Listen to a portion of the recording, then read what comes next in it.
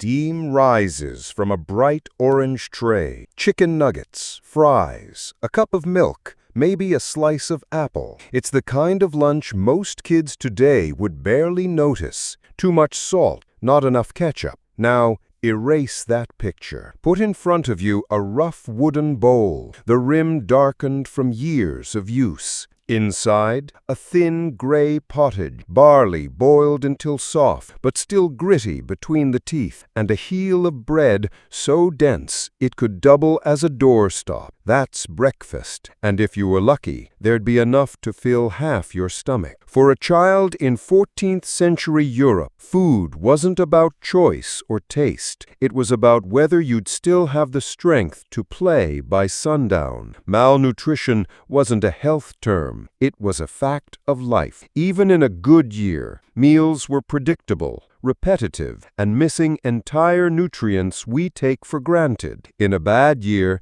your dinner might be the same as breakfast or nothing at all. Could you survive to your 10th birthday like this? Keep in mind, the odds were not in your favor. Nearly half of all children never made it past adolescence, and diet was a silent killer, weakening immune systems, stunting growth, and leaving little bodies vulnerable to every cough and fever. Today, we complain when the cafeteria runs out of chocolate milk. Back then, running out of milk meant waiting until next spring for another drop. Over the next few minutes, we'll lift the lid on the real menu of medieval childhood, the ingredients, the shortages, and the myths that have kept it shrouded in nostalgia. To understand the menu, you first need to understand the world it came from. Picture Europe between 1200 and 1500. No supermarkets, no refrigeration, no global shipping lanes carrying bananas in winter. The average life expectancy hovered below 35, dragged down by staggering child mortality. Somewhere between 1 in 3 and 1 in 2 never reached adulthood. Every meal a child ate was shaped by the land, the season, and the unpredictable mercy of the weather. Food came in cycles. After the autumn harvest, pantries brimmed with grain, root vegetables, and salted meats. By late winter, the dreaded hunger gap. Stores ran low, cabbages shrank to withered stalks, grain sacks emptied, and the last turnips went soft. Fresh food wouldn't return until spring shoots appeared, and even then, it took weeks before they offered real sustenance. Overlay this with the church calendar, which imposed dozens of fasting days each year. Meat, dairy, and eggs were often forbidden, forcing even growing children to rely on bread, thin pottage, and whatever fish could be caught or afforded. The divide between peasant and noble tables was stark. For peasants, diet was functional: barley, rye, beans, onions, designed to fuel labor, not delight taste buds. Nobles enjoyed richer foods: white bread, game, imported spices. Yet both diets had gaps. The poor lacked protein and fat. The wealthy often missed key vitamins, leading to ailments of their own. This matters now because our modern plates, colorful, varied, and calorie-rich, mask just how fragile survival once was. In a world without multivitamins or fortified flour, every bite carried the weight of the season and the year's harvest. Let's step into a medieval morning and see what the first meal looked like. If you grew up with cereal boxes promising a balanced breakfast, you might imagine medieval mornings started with something equally hearty: egg, bread, maybe even meat. The reality was far leaner. For most peasant children, breakfast wasn't a lavish spread, but a necessity delayed. Breaking fast could literally mean ending a 12-hour period without food, often after morning chores or church services. A common start to the day was bread ale, a chunk of coarse rye or barley bread soaked in weak fermented beer. The ale was low in alcohol, safer than most water, and provided a few extra calories. In some regions, a barley or oat pottage replaced bread ale. This was a porridge-like mash boiled in water, sometimes thickened with a bit of bean flour, and, if fortune smiled, flavored with onion or herbs. The texture was rustic, with bits of husk clinging to the grain. Fiber was high, but so were the chances of chewing grit. Nutritionally, this breakfast delivered snow-burning carbohydrates and some B vitamins from the grain, but protein and fat were minimal unless milk or butter could be spared. Luxuries in many peasant households, especially in fasting periods. Fresh fruit was a rarity in winter. Dried fruit was expensive. Honey, the medieval sweetener, was precious enough to be saved for feasts. Refined sugar wouldn't become commonplace in Europe until centuries later, so the morning flavor palette leaned bland and earthy. Season dictated everything. After harvest, grains were plentiful. By spring, portions shrank. In lean years, even breakfast might be skipped entirely, replaced with a mug of thin ale to keep hunger at bay until midday. For children, it wasn't about taste or variety. It was about getting just enough fuel to keep moving through the cold and the work ahead. Midday brought the biggest meal, if you could call it that. By midday, the social divide was served right on the plate. For peasant children, the main meal was functional, thick pottage made from legumes like peas or lentils,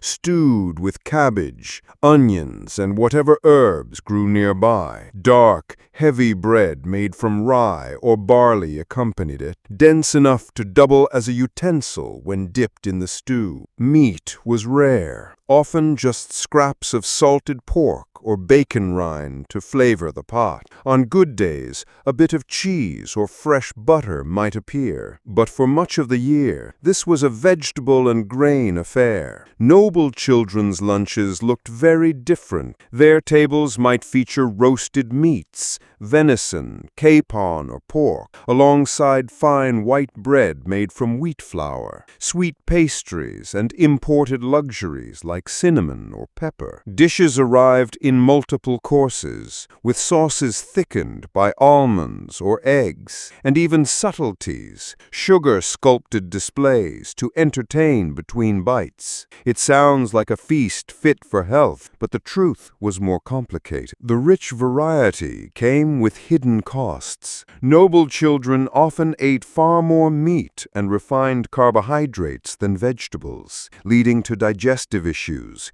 gout later in life, and deficiencies in certain vitamins. Their diets were high in fat and protein, but low in the roughage and micronutrients that peasant children consumed in abundance, albeit in smaller total calories. Meanwhile, the peasant's simpler fare, though monotonous, provided more fiber and plant-based nutrition, if not enough overall energy. In both worlds, food was shaped by status, but neither guaranteed robust health. The poor suffered from outright hunger and nutrient shortages, the wealthy from imbalance and overindulgence. Whether you ate from a wooden bowl or a silver trencher, survival still depended on more than just the midday spread. By evening, the food story takes a darker turn.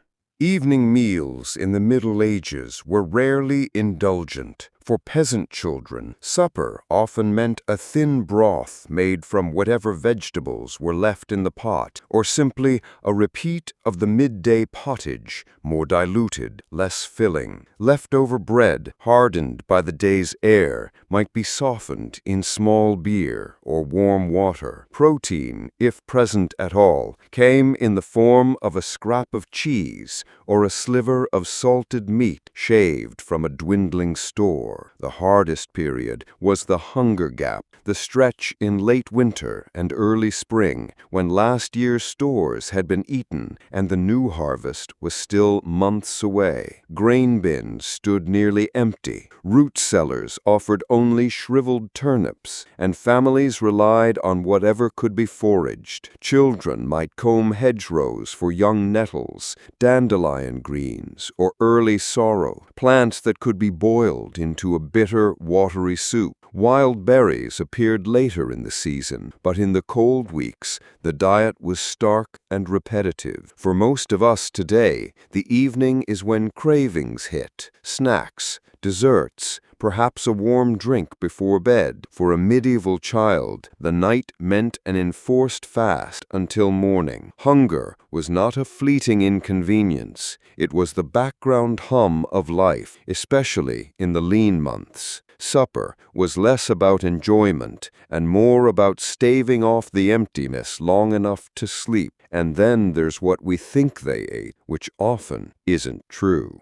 A medieval child's plate looked very different depending on where they lived. On the coasts, fish was a staple. Herring, cod, and shellfish, often salted or smoked to last through the week. In alpine regions, cheese and butter from hardy mountain cattle were common, offering much-needed fat and protein. Further south, in Mediterranean climates, olive oil replaced animal fat, and children might see figs, citrus, or even almonds at certain times of year. Yet none of these were year-round guarantees. They appeared and vanished with the season. Preservation was a constant challenge. Without refrigeration, foods had to be eaten fresh, salted, smoked, dried, or pickled. Fish might be cured so heavily it had to be soaked for hours before cooking. Meat was smoked over open fires. Vegetables were stored in cellars, packed with straw or sand. These methods extended survival, but they also changed flavors and reduced certain nutrients, meaning even preserved abundance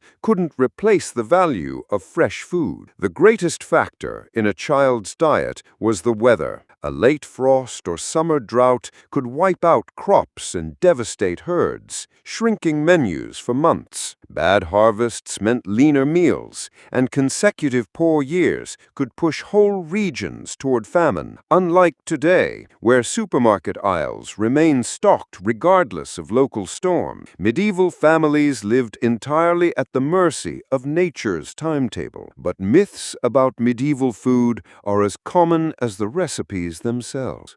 Let's reset expectations before you dream up medieval children guzzling beer all day or raiding spice racks to mask rotten meat. It wasn't like that. Small beer, a weak ale at 1 to 2% alcohol, was common even among children because it carried calories, hydration, and a boiling process that made it safer than some water sources. Not because all water was deadly, but water was still widely drunk. Medieval towns invested in conduits and pipes to supply clean wells in springs when available. The idea that medieval folk never ate fruit is equally off the mark. Fresh apples, pears, wild berries, and dried fruits like figs, dates, and raisins featured often, especially when in season or preserved for longer use, rather than being some impossible luxury. And that famous claim that spices were used to disguise rotting meat, let's bust it properly. Spices like pepper, cinnamon, and cloves were extremely costly. Pepper equaled a year's grain supply for many, so they weren't cheap covers for spoilage. Moreover, medieval cookbooks advise adding spices at the end of cooking, making any preservative effect negligible. Even chronicles and didactic poems slip in realism. One monk noted, "Drinking ale if I have any, or water if I have no ale," reflecting preference, not necessity. So here's the truth. Small beer was a staple,